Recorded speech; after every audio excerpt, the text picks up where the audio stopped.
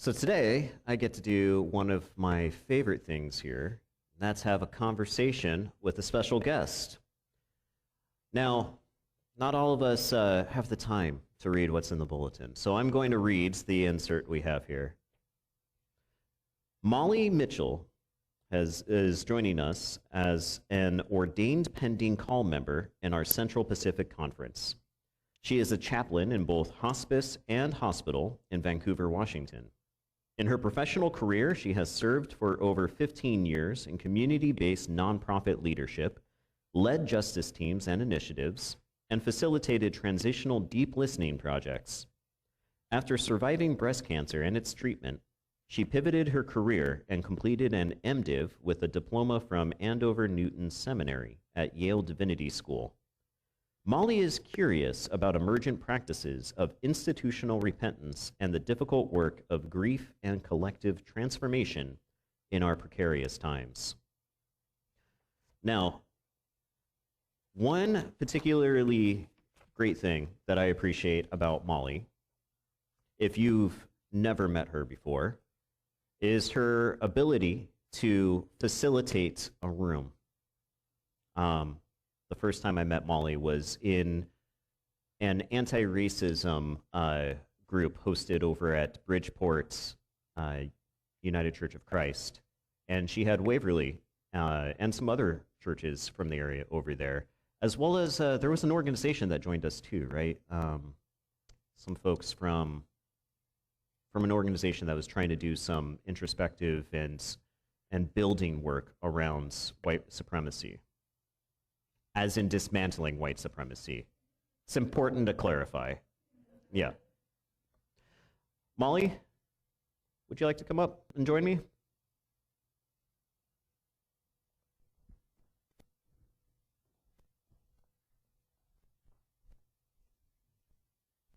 Hi.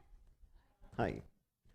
So I shared this handy dandy write-up you've provided us, which is great. But how would you like to introduce yourself? And while you're doing that, I'm paying attention, okay? I'm just gonna put a timer on because I try to respect everybody's time and not have this go over 30 minutes. So those of you who anxiously look at your wristwatch, the three of you that might have a wristwatch, don't worry. We're gonna respect your time. Great, thanks. Yeah, a part of the way that I like to introduce myself is where I'm from. I think it's always important when we greet one another to say a little bit about where do we come from? Who did we learn from? What wisdom matters to us? And so, yeah, I usually introduce myself that I'm from North Central Wisconsin, a very interesting place, a land of a lot of what I remember as deep, quiet snow in the woods, but also a land of a lot of kind of cultural violence. And when I say cultural violence, one of the things I didn't really realize until I left that place is how often norms are enforced through violence, both, you know, children as we grow up, but also, you know, noticing what white supremacy does in those spaces, how it functions, as well as homophobia and what that looks like. And so there's a lot of unlearning that I have done in my life based on where I'm from and the lessons that I learned there. Yeah, and I would also say that I am from a deep lineage of radical justice workers. I started my career in the domestic violence movement about 25 years ago, and I think that informs so much of who I am today and how I approach work, how I approach academic scholarship, how I approach all sorts of things, is based on the lessons I learned from the rad folks I got to accompany in that work. Yeah, thank you. I think that makes a lot of sense. I also noticed that you brought a guest with you, and I'm wondering how you'd like to introduce them. Oh, sure. This is my partner, Steve.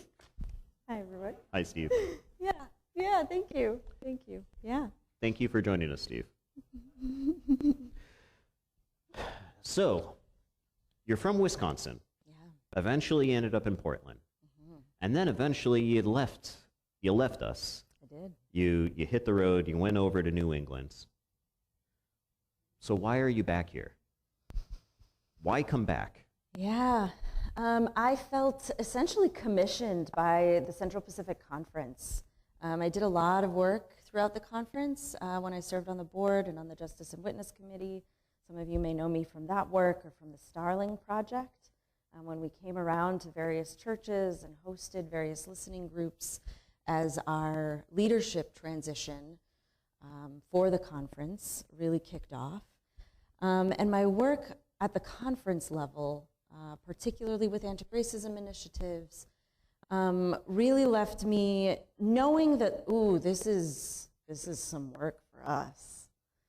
And I also got feedback from some folks that, like, you could use some work on your constructive theology. It is one thing to deconstruct. It is an entirely different thing to reconstruct something beautiful, something we can invite folks into. Yeah. And so leaving to go to seminary was a little bit of that work. I also knew that if I wanted to work with churches and pastors, maybe not Giuseppe, because he's already receptive, but some other pastors need to know that I got that piece of paper. That's important. And so in leaving, I kind of knew that, like, okay, there's a hunger for this work here. I am not yet fully formed in that work. But as I completed my studies, which focused a lot on the transformative process of institutional repentance practices, I knew that I needed a little bit more training in chaplaincy, so I spent a year in San Francisco. And while I was there, I received several phone calls from folks here in this conference, pastors you might know, community organizers you might know, Michael Ellick, Ron Werner, who said, we're ready. We're ready for you. We've been waiting. Are you ready to come back? And it was at that point, I knew I had roots here. I did not quite put it all together that those roots mattered in terms of the trust that it takes to do the work that I'm interested in facilitating. So that's why I'm back. You know, I once was abroad. I was living abroad, and I was in this beautiful but difficult situation. And I was on the phone with someone back home, and they said, why do you want to stay where you're not appreciated or wanted nearly as much as the folks back home want and appreciate you? Why wouldn't you come back when we are already receptive to you? And that cut me, because I had a lot of like, well, you know, in my mind, I was going to be here for years. And, you know, that was really the big one, the plans that we make. And I also feel like this is kind of the downside of having roots, having connections. Yeah. Because they, in the best of ways, they're supposed to be reciprocal. Yeah. And you've got folks who are like, yeah, but why wouldn't you? You give me a reason, you know? Yeah. You also have used some words that I find interesting. You've mentioned deconstruction, reconstruction, and transformation. And so I'm sensing some themes of not just change, but deep and embedded change. And I'm wondering, does everybody know what the terms deconstruction and reconstruction mean? Does anybody feel like I'm a little, okay, I saw one Midland hands. Thank you. Yeah. You know, whenever a brave person confesses that there is a thing that they don't know. There are 5 other people in the room who are like, yeah, I'm there too, but I'm not going to be the one to say it, right? Would you mind defining those terms a little bit? Sure. I mean, I think there are just clear parallels in, the actual construction of a house, right? We see that a lot here in Portland. I don't know, you all know that the rebuilding center exists. There's ways that, homes can be deconstructed without being demolished. The windows can be saved, some of the supportive pillars can be saved, all sorts of things can be saved in the structure, but an entire remodel can happen, and we can reconstruct a new home out of an old one. Maybe the fireplace needs to change positions. That takes a lot of work. You have to completely dismantle the entire old system, chimney, flue, to move it somewhere else. Our heat source isn't sufficient where it is. We need to move it somewhere else. A lot of us who have perhaps grown up with theological ideas about God, who God is, what is sin, what matters to God. Some of us grew up with some particularly harmful theologies that, weren't a source of heat we could use anymore. We needed to take apart that whole chimney, that whole flue. And it's not that we don't need heat. We need heat. But it wasn't good there. Yeah. We needed to move it. And the reconstruction is where does God fit in our house now? Yeah.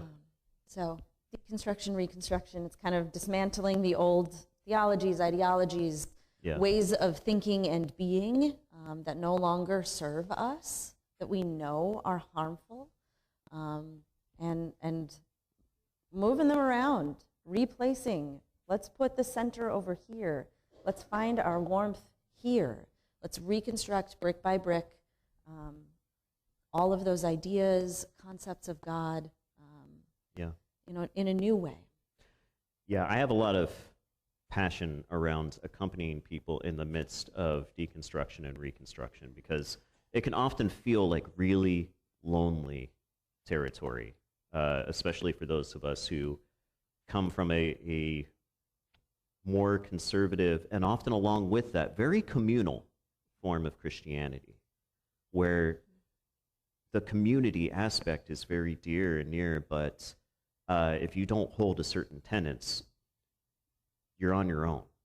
You're kicked out, or just very isolated, So that's work that I'm very passionate about, but also company I'd love to keep.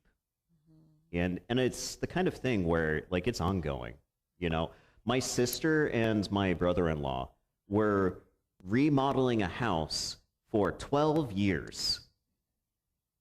And that's too long for me to remodel a house. But I'm going to spend my whole life deconstructing and reconstructing, not just what I think about God, but what I think about the world, And I see some parallels even with some, our story, the Transfiguration. Because while Jesus is being recognized by God in this moment and is connected to these pillars of, the Judaistic faith, the disciples are having this transformation moment, and they don't know what to make of it. Peter will be like, you want some yurts put up? We'll put some yurts up. And I don't know what I would have said, right? Yeah. But there's also this connection that's happening in our text between the ancients, Moses and Elijah, and what's happening in their midst. Not solely deconstruction, but there's elements of there, and not solely reconstruction, but transformation. Yeah. And that, I think, brings us to what was on the reader board. What on earth does any of this have to do with mushrooms? So we've talked in the past about mycelial networks as a life-giving model for churches and communities. Yeah. mycelial and mycelial network and mycelium are Latin. Not the network part, but it's words, text, lingo that we don't use in our everyday vernacular. Although it is gaining more space in like this ongoing conversation in our society. Yeah. But what on earth is mycelium, and what do we mean by mycelial network? Yeah. So mycelium, for those who don't know, mushrooms are just the fruiting bodies that rise above the ground. They're the fruiting part of this vast underground web of root-like substance. That substance is in every square inch of soil. Miles of it is in every square inch of soil. And that mycelium is from the mushrooms sprout from that mycelium. It can grow into all sorts of things. It can grow, some of you might know, it can grow into the walls of your house. It can grow into decaying plant matter, decaying biomass, and do some really interesting work there. If you've seen Fantastic Fungi, where we got the quote of the day from, there's some really interesting work that fungi can do in that mycelium. Mycelium is the communicator. It is the transport module for nutrients. It helps break down that which is dying, transport those nutrients to that which needs those nutrients. So some of that is nitrogen, some of that, right? Like, this kind of bio model of how things decay and where that goes. Mycelium is what does that work. So when you say transfer resources, what do you mean by that? Transferring to whom or what and how? And I don't know. When I first learned of this, it was mind-boggling for me because it wasn't how I thought nature works. I think there's some really interesting work done. Suzanne Simard is a forest ecologist who kind of first started asking, wait, do trees talk to one another? Because it seems like when we clear cut an entire forest, it doesn't regrow, even if we plant the same trees. What's happening here? And her work was really quite seminal in figuring out that there is something that communicates between the trees about threats, about nutrients coming, about all kinds of things. Let's pause right there for a moment. Yes. All right. Is it news for anybody else that trees communicate with one another? No? Okay. When did you find, did anybody find this out 20 years ago? This is more recent, right? Were any of you, when you learned this, did you have this, I can't believe that. That feels a bit absurd and incredible. Okay, all right. So plants communicate with each other. Yeah. And you're saying that these mushroom threads, the roots of the mushrooms, or it goes beyond that because it's not just the roots, but the part of the mushrooms that we can't see, that spread out and everything, they communicate danger signals to these trees. All right, continue. Part of what you were asking is about this nutrient transfer. Yes. A part of the work of mycelium, this invisible work, we can't really see it. It's not an obvious, there's a creek that was here and it carries the water from here to here. It is so small in what it does, visibly small, microscopic, this is why it's fairly new to us that we're learning about this. But many scientists, mycologists, other folks, are curious about how do they do the work they do? How do things decompose? How do things deconstruct? Is anything salvageable from that which is dying? when a tree is, for whatever reason, uprooted or cut, how does it break down? What is the chemical process? What is the biological process? What is breaking down? And does any of that go back into the soil? Does any of that go back into the plants that are near it? Does it get transferred even farther? And they're fine. The more they study, the more they realize all of that actually happens. Those nutrients that are useful or were useful to the living plant are useful to other living plants. None of us are immortal. None of our trees are immortal, even Methuselah, the over 2,000-year-old tree in California, right? Like, there are so many lessons for us in this process, this invisible process.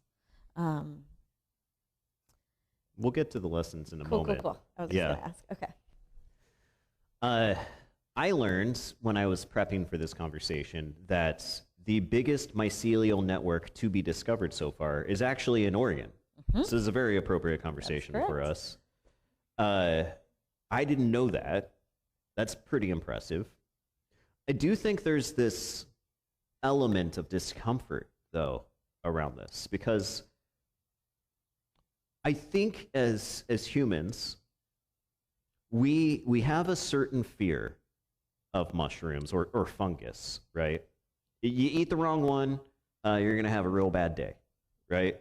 If it's in your sandwich, I'm sorry, you know. I'm allergic to penicillin. So tasting the moldy stuff is a little bit like danger, right? Other people, though, many people have had their lives saved by penicillin. But even that was an accidental discovery. When you smell fungus, the mold spores, when you smell mildew, like we know that's dangerous to us.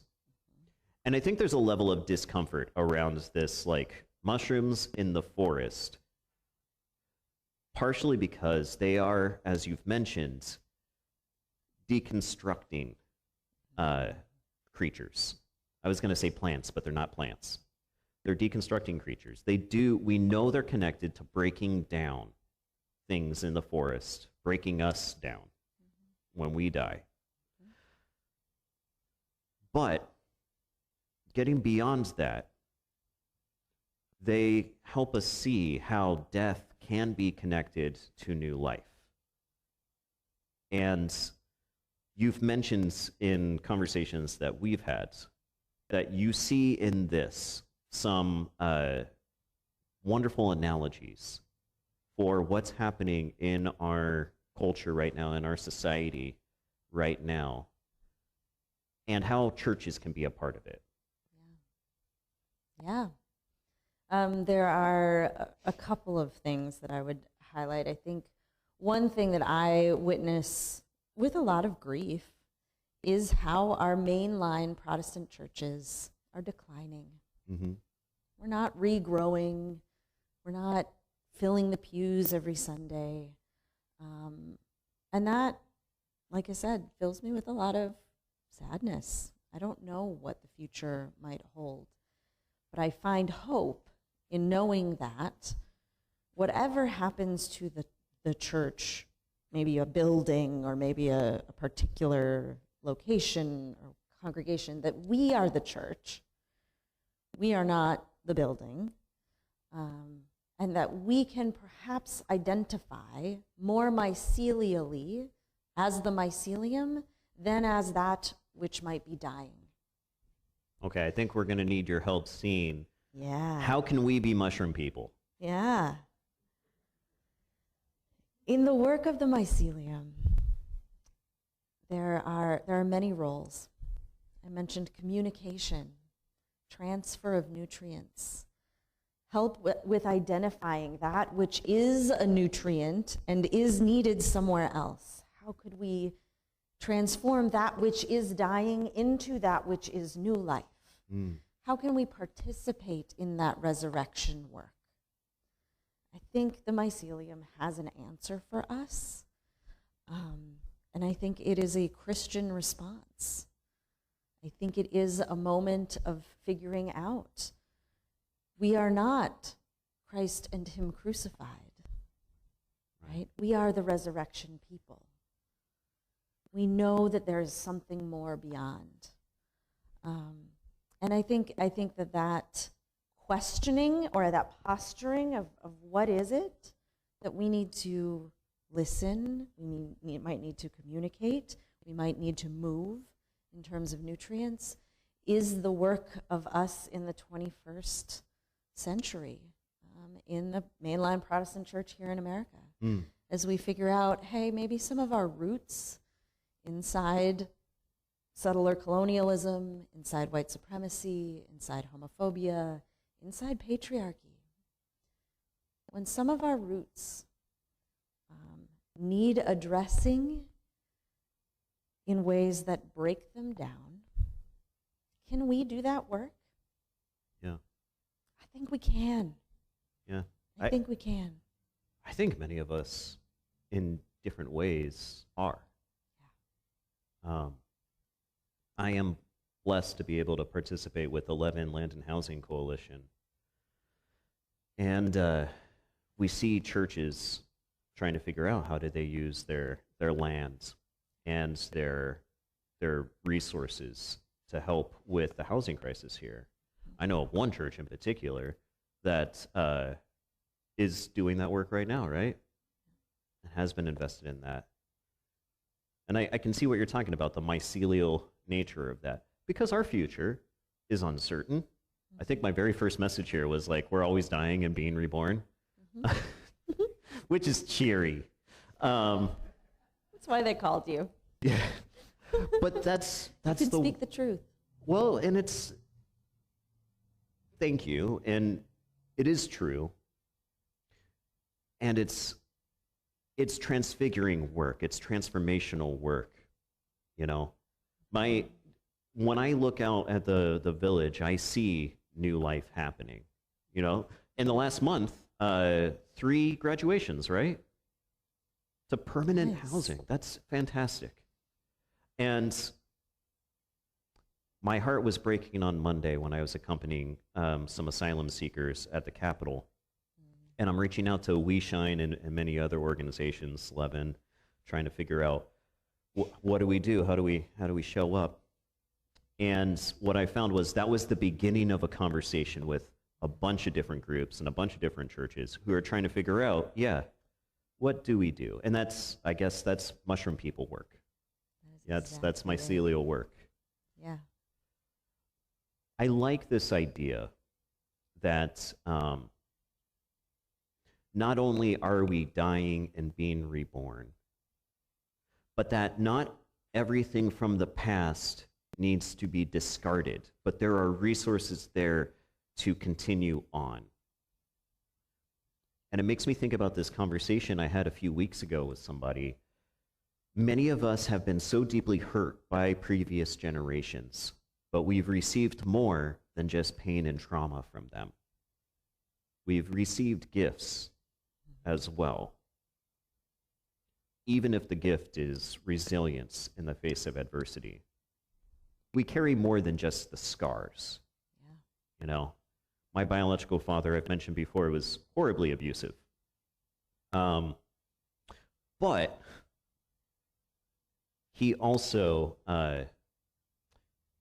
was a survivor in the midst of his own pain. And I've had to learn how to be a survivor in the midst of my own pain. And I don't want to pass on to Brio, and Imogen, the horrible treatment that my father gave me. But I do want to pass on the ability to be resilient and survive, right, in the midst of hardship. And I don't know what the future of the mainline church looks like, but I see us doing that work, right? And that's exciting to me, and also difficult. One of the things that I found myself repeating is that for years now, especially right before I give a really hard sermon where I know I'm going to make people really angry, People matter more than institutions. Yeah. And that's a very Jesus thing, right? I want to see that continue on. That is so necessary. But that does mean that some institutions are going to crumble and fall apart because the people matter more. Mhm. You know, and if things are going to decay and deteriorate, I would like it to be for that reason. You know, but we'll continue on. Yeah. That's some of the nature of the mycelial network, right? In a way, the legacy continues from all those trees. So, church, with the last few minutes we have here, this has been a pretty heady conversation. It kind of reminds me of something we might listen to on NPR or OPB. And I've loved it. I enjoy nerding out and geeking out about this stuff, and especially when it comes to life-giving conversations. What questions do you have? Do you have any, or any, like, just thoughts? You're processing right now and you're in the middle of something. It doesn't even have to be tidy. Yep. Ooh, that's a you question. Yeah, favorite mushroom that I have learned the most from is actually part of a book I will recommend called "The Mushroom at the End of the World" by Anna Lowenhaupt-Singh. She details matsutake mushrooms. They grow here in Oregon. You might already know, and they part of what she writes about is how these particular mushrooms cannot be cultivated. You cannot grow them. They have to be in a particular environment, with particular soil acidity, particular thing, and you have to go forage for them. Mm. There is no reining them in. There is no colonizing them. Like, they are their own thing. And they exist sort of at the edge of, how she describes, the edge of economies, the edge of capitalism, the edge of socialism, the edge of lots of these types of economies that we might be aware of, familiar with, but they kind of defy all of that in the ways that they grow, are harvested, are then shipped mostly over to Japan and sold there. The way they are valued at various parts of those transactions changes over time. Yeah. I think we have a lot to learn from matsutakis. Thank you. Name them as my favorite. Some of you, when we're doing fellowship time later, are going to have, like, you're a mushroom nerd and this is your moment. Have a conversation with Molly. Ruin, I saw your hand up, and then Anna will come to you after Ruin.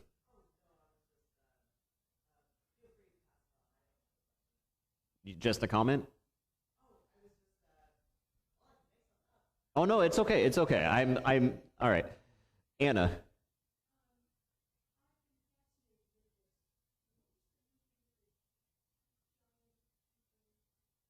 Gulliver's Travels? No, that's the Reavers.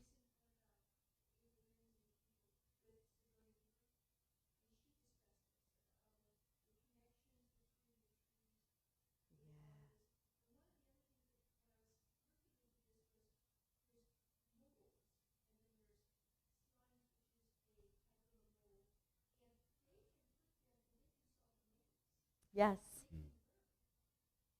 They use slime molds.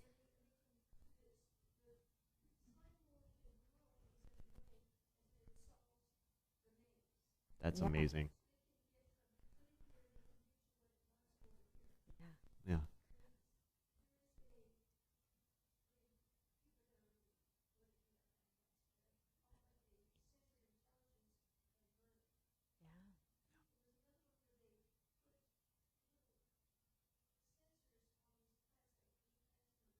Mm.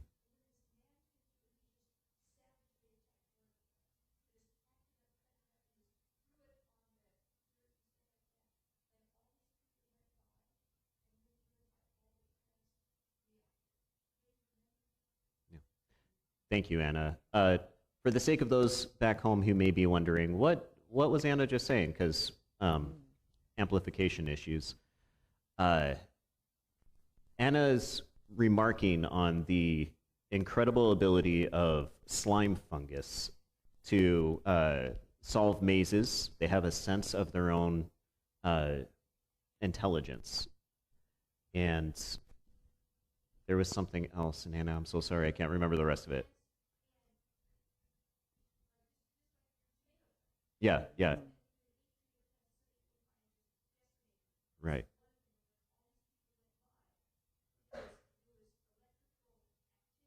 Electrical activity from, yeah.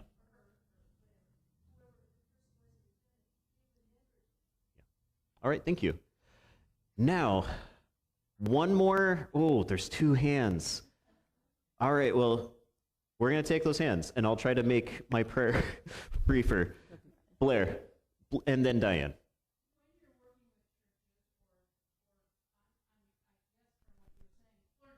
Mm-hmm.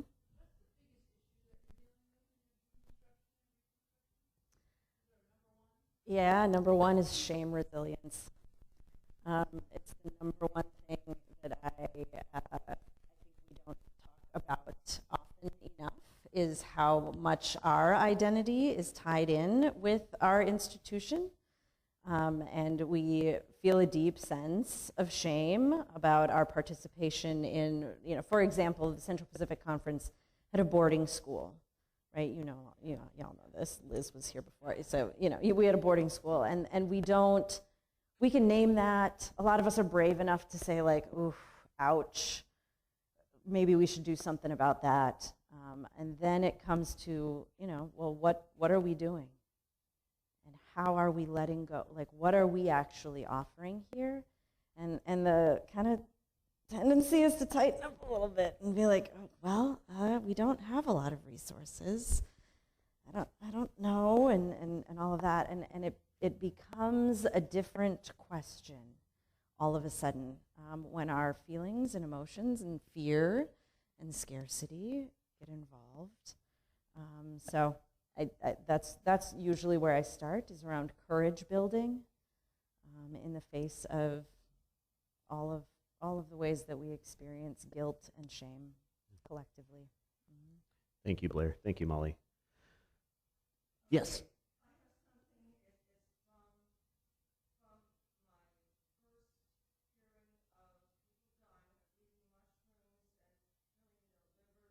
Mm-hmm.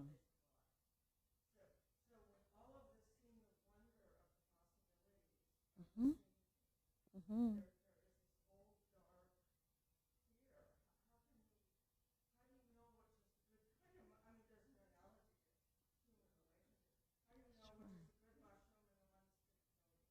Ooh. Great question. I mean, there are terrific books, resources. Would you mind repeating the question for the people at home? Oh, yes. The question is, when we know that there are mushrooms and fungi that are deadly, for sure. We know that there are toxins in some mushrooms that can severely damage our livers and other things.